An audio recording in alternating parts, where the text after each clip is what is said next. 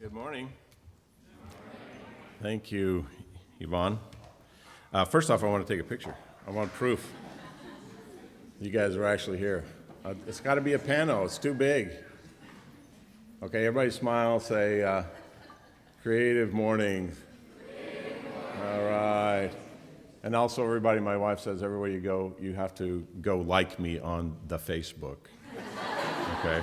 I have my finger on the pulse of the social media culture, but I have an author page, so go like me. I'm here to talk about, so I'm Bret Lott. I teach at the College of Charleston. I've been here since 1986, which is before many of you were even born. I know it. And I've started out there as basically my first job. And when I got hired, I remember shaking hands with the then chairman saying, if you publish a book within the first 6 years of your being here, we'll let you have the job. And I remember shaking hands and going, yeah, not a problem, and really having no clue whether that would happen. And lo and behold, I have 14 books, and I had that first book taken before I actually arrived here, so I didn't really have to worry about that. But thank you. I'm honored to be here. First off, I do want to say about here's my notes. Let's see. I rehearsed this with Ivan. I am here today to talk about, that was a joke for Ivan. Ivan's very worked up about this talk, whether or not I'm going to make sense or not. But I'm here to talk about empathy. I am a writer who, my first book, if you know anything about me, my first book is about an RC Cola salesman in western Massachusetts whose wife leaves him. If you know anything about me, I was an RC Cola salesman. I quit college halfway through. I was a marine biology major. I got a D in a physics course where I had to get a C or better, and it sent me into a morass.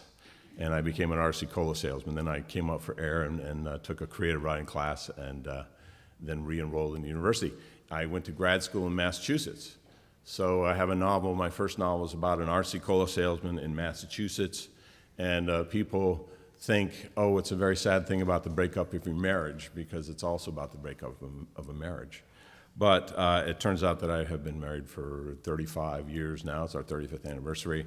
And my job back then was to try and empathize with someone who would lose what it is that I loved. And so my job as a writer since the beginning has been to try and understand what other people, who they are, what they do. I want to start with talking a little bit about the difference between sympathy and empathy, because people basically get those things crossed, and they're two different things, very specifically two different things. Sympathy is the ability to regret someone else's hardships. You sympathize with somebody who's been through something, and that's not a bad thing. That's a good thing. We need sympathy in our lives.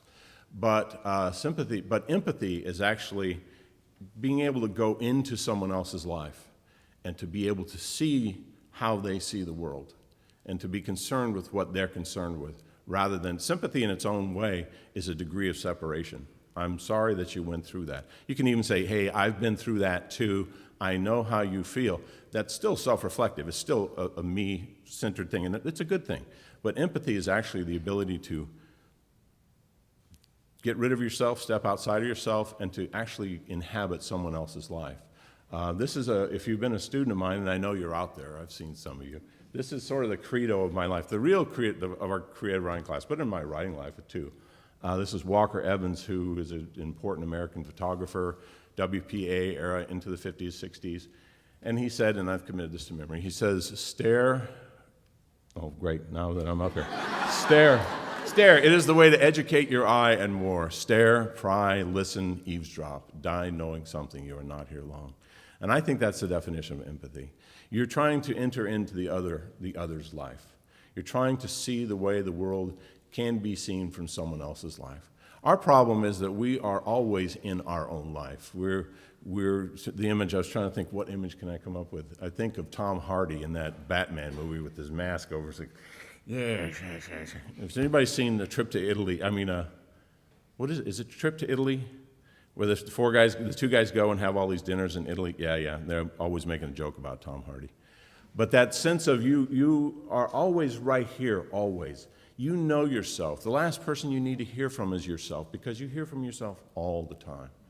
What an artist is actually a good artist, a desperate artist, is a desperate self-serving artist is somebody who says, look at me, look at me. When a true artist is someone who says, look at this, ponder this. What is this? What is the mystery of that?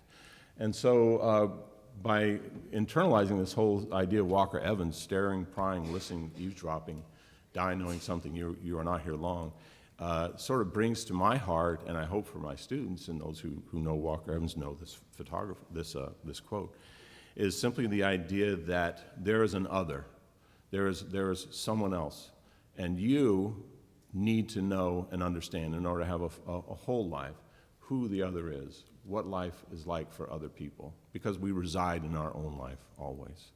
One of the great questions, one of the many, many questions, but primarily it's not a great question, it's a good question. A book of mine is called Jewel, one of my 8 novels. And people ask, it's from a woman's point of view. The story briefly is about a woman has 6 children, not at once, but she has 6 children in Mississippi in the 1920s and 30s, 40s, and the 6th child is a Down syndrome baby born in a log cabin. And the story is from her point of view. How do I raise this Down syndrome child in Mississippi and later in Southern California with also 5 children and a husband? And that's sort of the story that novel is. People find out that I wrote this novel, and I can't tell you the number of people who've informed me that they didn't know I was a guy until they, heavy into the book and finally decided to look this person up and find out that it's a guy. I have a strange name. My first name is, can go either way sometimes. So the question people always ask is, how do you write from a woman's point of view so well? How do you pull that off? And when I was writing it, and I really remember this very vividly, when I was writing it, I wasn't thinking, what do women think? This is like the last thing that you could think, because anything that you write would be a lie. Women all think this, so I'll have my character do that. Just as men all are alike, what do men think? Okay, well, I can write from a man's point of view, or your siblings, or your grandparents, or anybody. You can't say generalized what do people as a type or group or gender think and actually empathize, because then you're just operating in types. My job as the writer of that novel, and it was not a thing that I consciously set out to do and said, I'm going to wear pink shoes and think from a woman's point of view and have it all be magic. My job was to think of her as a human being. So the story of Jewel is based loosely on my grandmother's life. I grew up in this enclave of Southerners in Los Angeles. By that time, I was one of the kids that was born in Los Angeles after all this big clan moved to Redondo Beach in Orange County. And I grew up in this family. I grew up with my aunt who's Down syndrome. I grew up with my grandmother. I saw those dynamics that were working.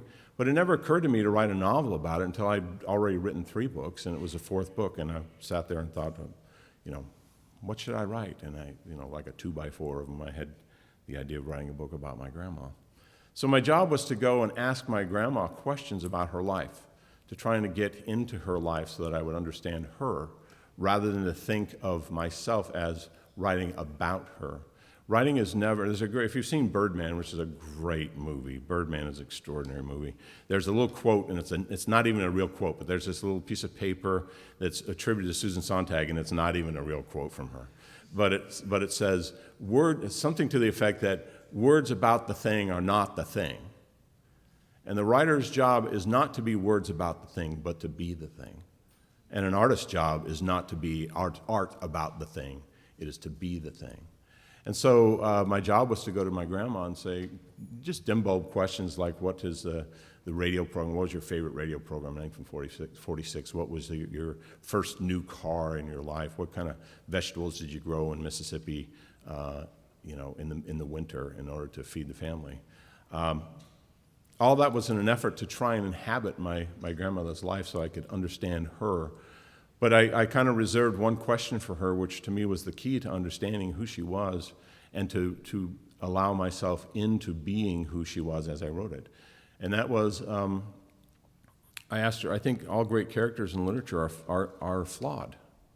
We are flawed people by definition. And I had to work up the nerve to say to my grandma, I said, Grandma, I love you, but what is the great failure in your life? So I wanted to find that out. I did not want to write a book that was like, look at the operatic hero that my grandma is. That's a boring book. I wanted to write about a real person.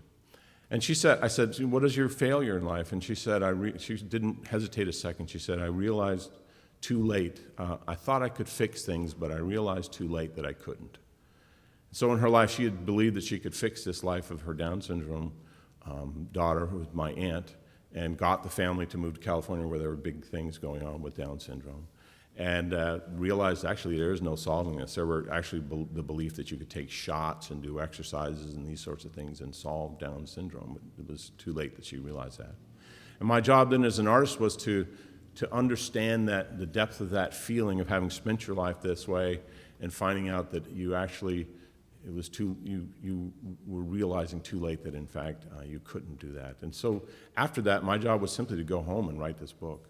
And it was not a breeze, but it was a very different experience because now I'd gotten sort of the layer of empathy with a woman who's born in a certain year and is an orphan and married and living in a log cabin, but also the core and the essence of what she believed and felt about her life. But that was nothing about me. It was about me finding out who the other person is. And if you intend to be an artist, I think that, or a creative, that idea, the idea of empathy, is the wellspring of creativity. It's easy to make everything over in our own image, but it's actually self-serving and pointless if you do that, finally. We're trying to understand who the other is. I don't know if you guys know Martin Buber, but the I-thou relationship is what we're striving for, rather than the I-it, which is, I'm not going to go too much into this, but I-it sees the world over there as an it. It's a thing I can use. Or you see the world as I-thou, and that word thou is a kind of holy word. I see you as thou. I treat you with reverence. I want to understand you. And that allows us into a relationship with other people. And all this has to do with writing. I'm a writer. That's what I do every day. I traffic in trying to understand other people rather than making people be stand-up figures to be little sock puppets for my beliefs. I want people who are real. I want to write about genuine interactions and relationships with people. And they're difficult, and they're not pretty. This isn't to say that empathy, one thing about empathy is if you really start empathizing, start being with other people, it's a tough thing. Because people have different motives.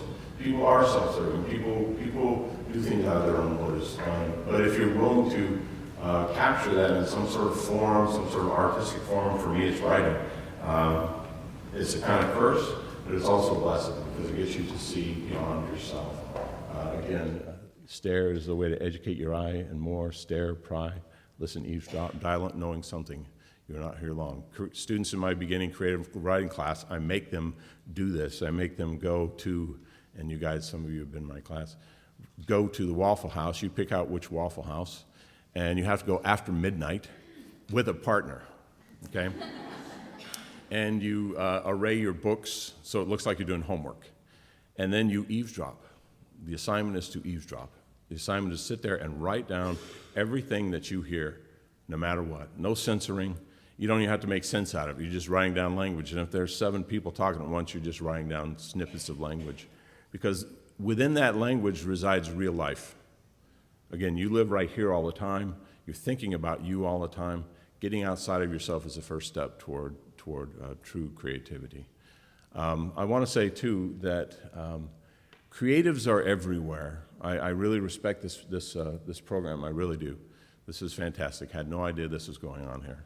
And I know I'm the oldest guy in the room, but that's okay. But creatives are everywhere. they're not just in creative industry. I look and I really do think God bless the person who was sitting on their porch and saw an old tire that they had in their yard and said, the first person who said, you know what, I think I'm going to spray paint that white. And I'm going to set it sideways in my yard. I'm going to fill it with dirt and plant flowers in there. I'm going to make something. I'm going to make something good out of what is here. I am a believer in our God, our Creator God, and I think that we're made in His image. And I'm not preaching to you. You're having me here to talk about myself, talk about what I believe. We're made in His image, and a grand element. I think God is a creator. He's a creator, and so we have in our makeup creation.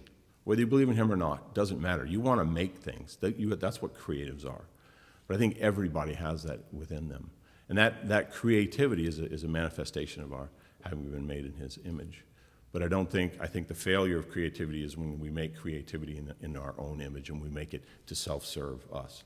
We do this as a service to other people. And creatives are everywhere, so it behooves me to just let everybody know this is a fantastic thing. You guys have a great organization here. I'm honored to be here, but creatives are everywhere, and creativity is a great blessing. I would like to now, I guess we turn it over for some questions. Okay.